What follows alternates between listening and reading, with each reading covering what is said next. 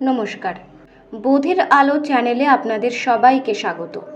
আমাদের মধ্যে অনেকেই মনে করেন যে সারাদিন ঘরের কাজে ব্যস্ত থাকাটাই হয়তো জীবনের একমাত্র সার্থকতা।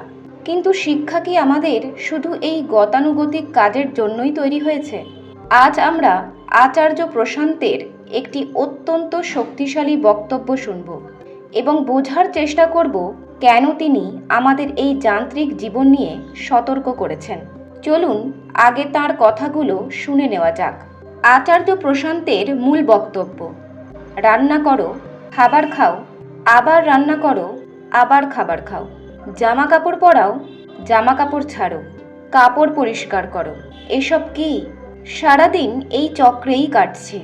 দিনে 2-3 ঘন্টা রান্না করলে, তারপর খাওয়া শেষ করলে, তারপর টেবিল মুছলে, তারপর বাসন পরিষ্কার করলে, তারপর এখন ওয়াশিং মেশিনে কাপড় দিতে হবে, এরপর তারে কাপড় শুকাতে হবে, তারপর সেগুলো ভাঁজ করে রাখতে হবে।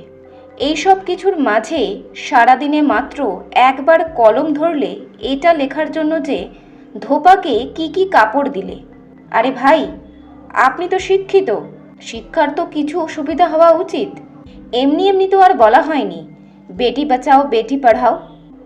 যখন কেউ আপনাকে বলে যে তুমিও খুব বড় বিপ্লবী হয়ে গেছো, দেখেছো তোমার মা সারাদিন রান্নাঘরে কাজ করতেন এবং তখন কোনো কাজের লোক বা মেডও ছিল না, তবুও তিনি সারাদিন সব কাজ করতেন।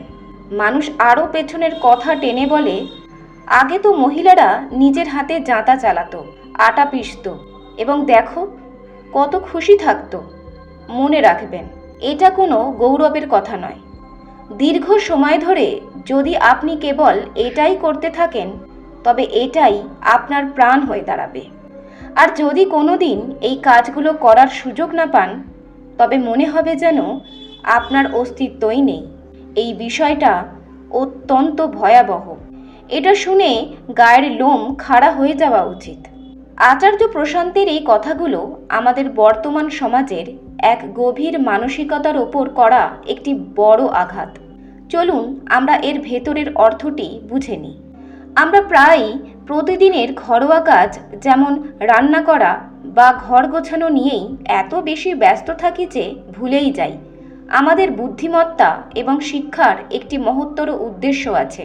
জীবন যেন শুধু খাবার জন্য রান্না আর পড়ার জন্য কাপড় কাচার অন্তহীন চক্রে আটকে না যায়। আধুনিক শিক্ষা আমাদের কেন দেওয়া হয়েছিল? যাতে আমরা কেবল গতানুগতিক কায়িক শ্রম থেকে বেরিয়ে এসে উন্নত চিন্তাভাবনা করতে পারি এবং সমাজের জন্য কিছু অবদান রাখতে পারি।